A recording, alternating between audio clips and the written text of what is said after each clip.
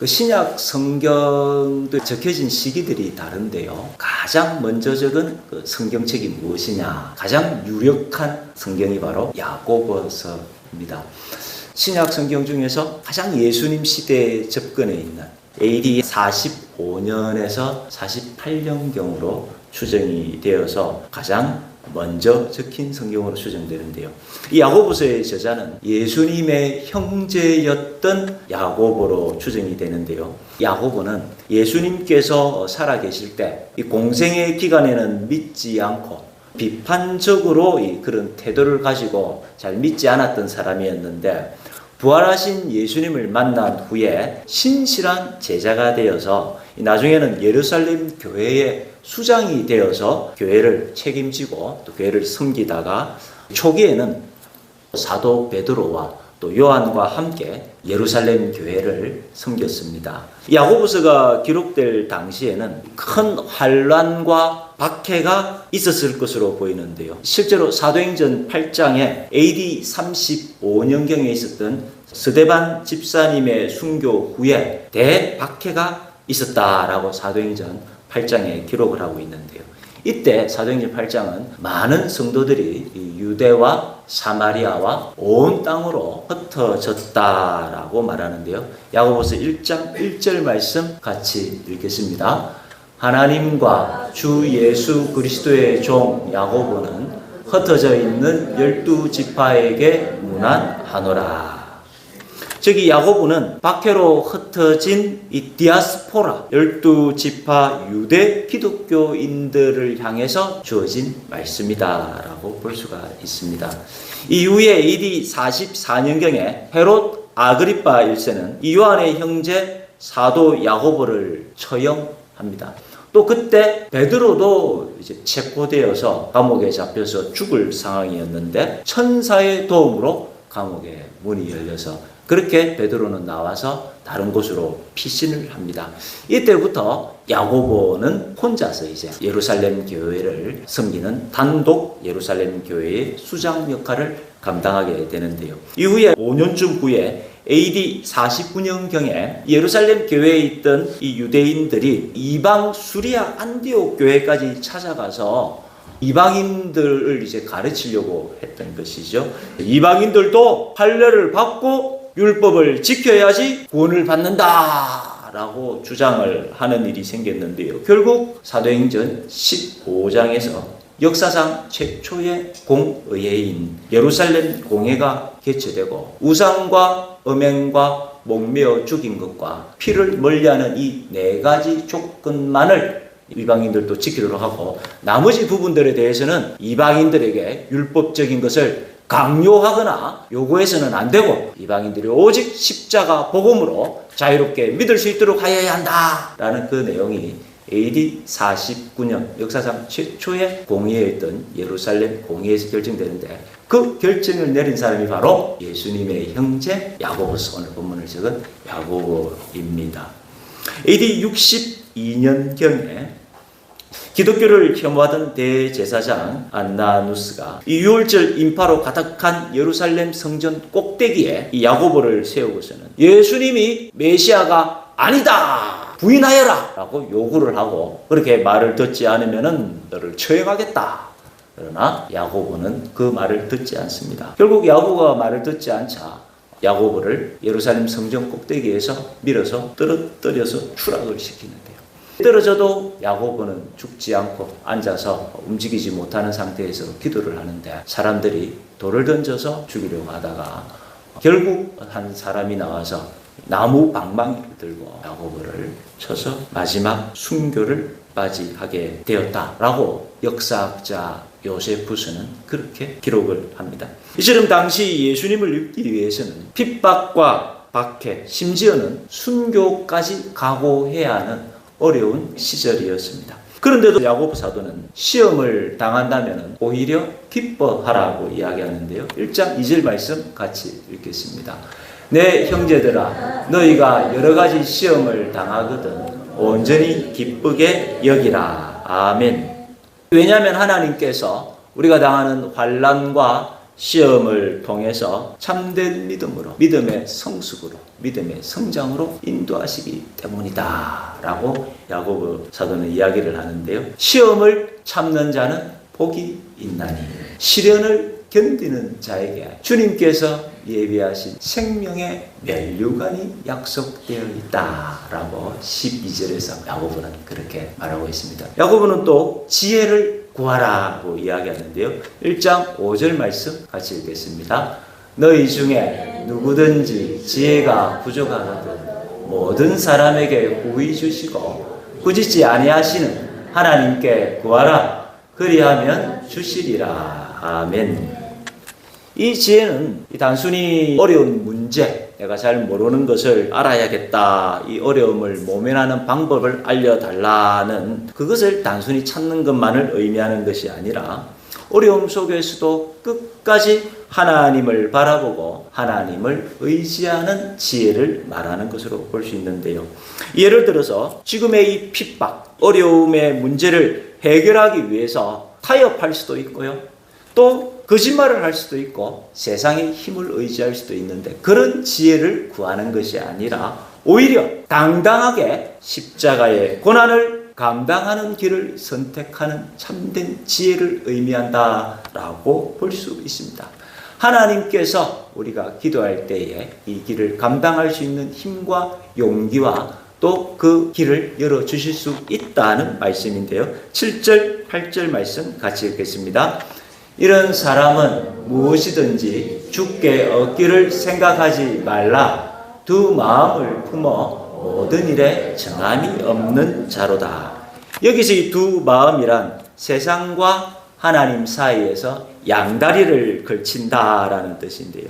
한편으로는 믿음이 있으니까 하나님을 의지하려고 하는 마음이 있으면서도 여전히 또 한편으로는 그래도 세상이 무섭고 그래도 세상의 욕심을 버릴 수 없고 그래도 세상의 유혹에 흔들리는 그런 이중적인 모습을 이야기하는 것인데요.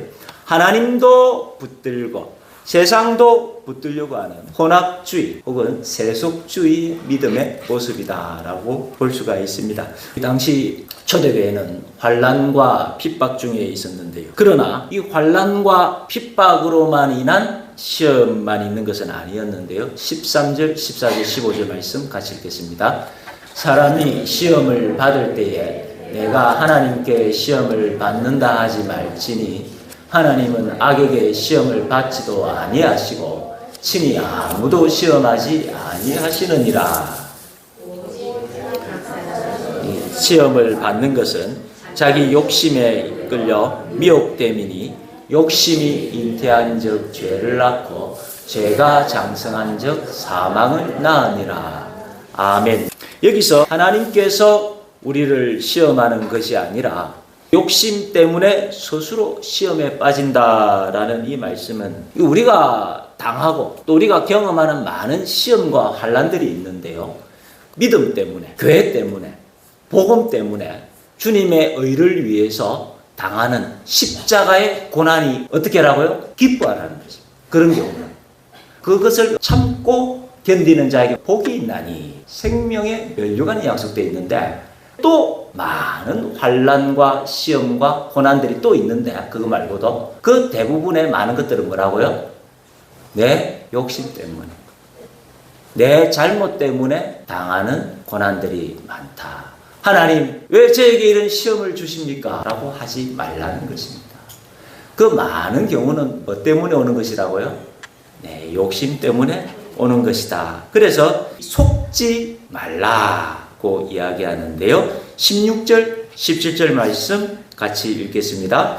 내 사랑하는 형제들아, 속지 말라. 온갖 좋은 은사와 온전한 선물이 다 위로부터 빛들의 아버지께로부터 내려오나니 그는 변함도 없으시고 회전하는 그림자도 없으시니라. 아멘. 첫째, 왜 시련을 주냐는 것입니다. 속지 말라. 속아서는 안 된다는, 신앙생활하면서 속고 잘못 알고 신앙생활하는 분이 있다는데요. 첫 번째로 하나님 왜 시련을 주십니까? 라고 원망하는 것이 잘못 알고 있다는 것입니다.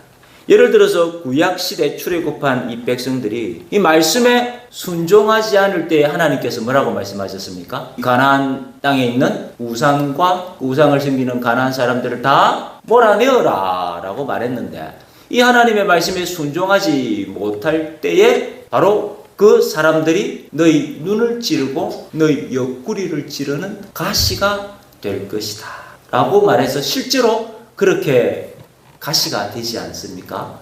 그런데 하나님이 왜 우리에게 가시를 주십니까? 라고 그렇게 원망하는 것은 스스로를 속이는 것이다. 내가 말씀에 순종하지 않아서 그 가시가 되었다라는 사실을 기억해야 한다는 것입니다. 두 번째로 하나님께서 주신 은혜를 기억해야지 속지 않을 수 있다는 것입니다. 16절에 뭐라 합니까? 형제들아 속지 말라 하고는 바로 무슨 이야기를 합니까? 뭐가 있다고요? 온갖 좋은 은사와 온전한 하늘의 선물이 주어졌다. 믿으십니까? 하나님께서는 우리에게 풍성한 복으로 은혜 주시길 원하시고 또 실제로 주셨어요. 그런데 이게 이제 사탄 때문에 속는 거죠. 이 잘못된 생각 때문에. 그래서 속아서 무슨 생각을 하냐니까, 하나님 이번에 이 문제만 해결되면 제가 참 행복하겠습니다. 하나님 이것만 없어진다면은, 이것만 가질 수 있다면은, 하나님 뭐라 하시냐니까, 이미 온갖 하늘의 좋은 은사들과 선물들을 풍성히 주었다. 그런데 왜 속고 있냐는 것입니다. 그 문제가 해결되거나 하면 또 그 다음 달에 또 기도하죠. 하나님 이번에 또 한 가지만 문제도 해결해 주시면 이제는 진짜 행복하겠습니다. 그렇던가요? 그렇지 않지 않습니까?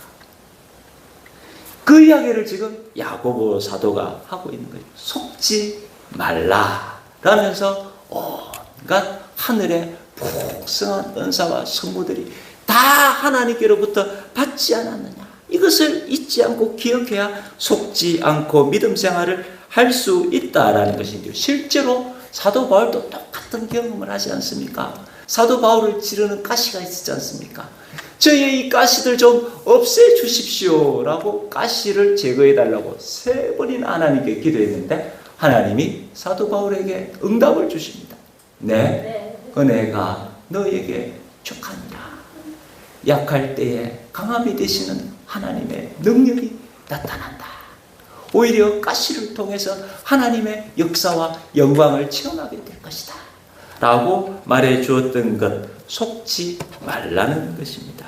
당시 이 유대인 초대교회, 이방인 교회가 아니라 온 것으로 뿔뿔이 박해 때문에 흩어져 있는 이스라엘 12지파 디아스포라 유대인 기독교회에 주어진 말씀으로 볼 수 있는데요.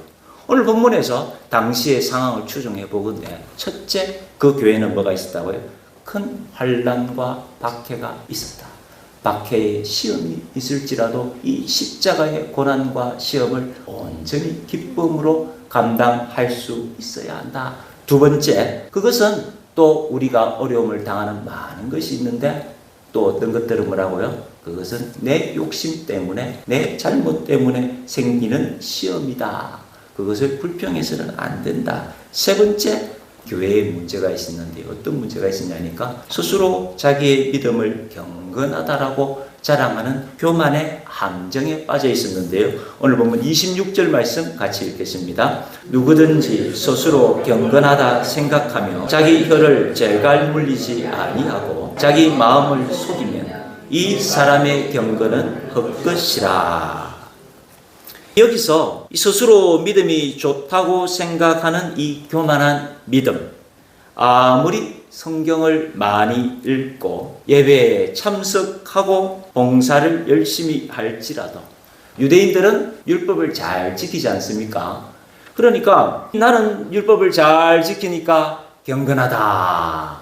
나는 교회 예배 잘 오니까 경건하고 믿음이 좋은 사람이다 라고 생각하면서 이렇게 경건을 자랑하고 교만에 빠질 수가 있는데요. 그러나 아무리 겉모습이 그럴지라도 쉽게 남을 비방한다면은, 남을 깎아내린다면은 그것은 가짜 경건이다. 자기를 자랑하기에 급급하고 남을 비난하는 것은 가짜 경건이다. 이것은 혀에 재갈을 물리지 않는 상태다라고 경고를 합니다. 이 이야기를 우리가 요약을 해본다면요. 첫 번째, 자랑하는 모습. 이 잘못된 경건의 모습이죠. 그래서 야고보서의 오늘 1장의 결론은 뭡니까? 정결하고 더러움이 없는 경건입니다. 그래서 야고보 사도가 유대인 기독교 교회를 위해서 적고 있는 말씀인데요. 오늘 1장 결론으로는 정결하고 더러움이 없는 믿음, 정결하고 더러움이 없는 경건의 모습인데, 마지막 이야기에서 무슨 이야기를 하냐니까 이 경건하다라고 자기는 생각하는 줄 몰라도 스스로 속이는 거죠. 그러면서도 혀를 재갈 물리지 아니하고 다른 사람들을 비난하고 자기 자랑에 급급한 모습들은 참된 경건이 될 수 없다라고 이야기하는데요. 첫 번째, 자랑입니다. 이 자랑은 항상 문제인데요. 우리가 지난번에 고린도서를 살펴보았지 않습니까? 어디에서나 이 자랑이 가장 큰 또 문제점 중에 하나이기도 합니다. 두 번째는 뭐냐니까 방금 말씀드린 것처럼 비난입니다. 자기를 높이고 남은 낮추고 나는 자랑하고 그 다음에 다른 사람들은 이래서 문제다라고 비난하는 부분이고요. 세 번째, 화를 내는 것입니다. 제가 오늘 본문 말씀을 묵상하면서 제일 은혜를 많이 받았던 부분입니다. 우리 경상도 남자들 조심하셔야 합니다. 잘은 모르겠지만 우리 안 목사님 절대로 평생 화 한 번 안 내시고 항상 정말 부럽습니다. 존경합니다. 안 사모님 너무 좋으시겠어요. 저희 아내는 많이 힘듭니다. 제가 그래서 오늘 본문에서도 화를 내지 말아야 하거든요. 예수님은 은혜를 상징하고 모세는 율법. 예수님하고 쌍두마차로 인간이 어떻게 감히 그럴 수가 있습니까? 근데 그 정도로 모세가 엄청난 사람이거든요. 성경 전체에서 가장 온유한 사람이라고 하는데 머리바 사건 때 바위를 2번 치면서 반역한 너희가 우리가 너희를 위하여서 이 반석에서 물을 내리라면서 그때 딱 한 번, 그 한 번에 하나님께서 네가 나를 믿지 못하고 네가 나의 거룩함을 하나님의 백성들에게 나타내지 못했다라고 책망하시면서 모세가 약속의 땅에 들어가지 못하는, 물론 우리가 너무 모세를 나쁘게만 볼 수는 없지만 그만큼 이 화를 내는 것이 참 어려운 것이거든요. 그 화를 참죠. 그래서 야고보서가 참 중요한 이야기들을 어찌 보면 다 하고 있는 것 같아요. 그래서 자기 자랑, 비난, 남을 비난하는, 우리 교회 안에 다 있는 이야기, 우리 삶 가운데에 저도 이제 화를 내면서 아내에게 막 비난을 하거든요. 하고 나면 후회를 합니다.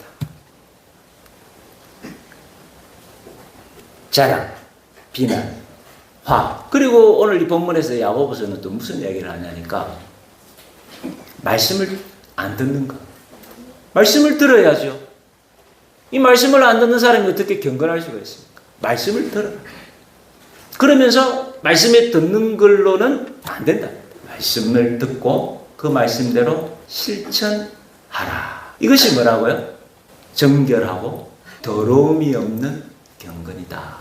정결하고 더러움이 없는 경건. 이런 말을 쓰는 게 대단하지 않나요? 그러니까 우리가 경건이라 생각하면은 예배 잘 드리는 경건, 엄숙하고 침착한 경건, 이런 생각을 하는데요.